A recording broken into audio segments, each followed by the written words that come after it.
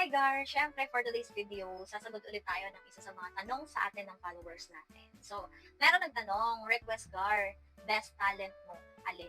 Ano daw yung best talent ko? Para sa akin, yung pinaka-the best talaga na talent ko is yung pagiging fire dancing. Ayan. Marunong po ako mag-fire dance. Sa mga hindi naniniwala, ayan, ipi-play ko na lang yung video dito or papakita ko yung mga pictures ko.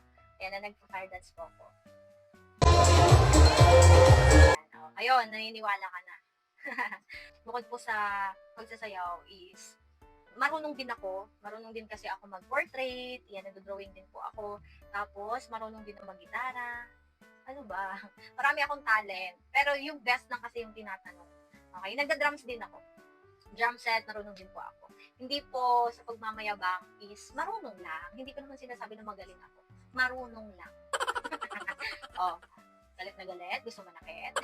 So yun, pinaka-best is yung pagiging fire dancer ko. Yun lang.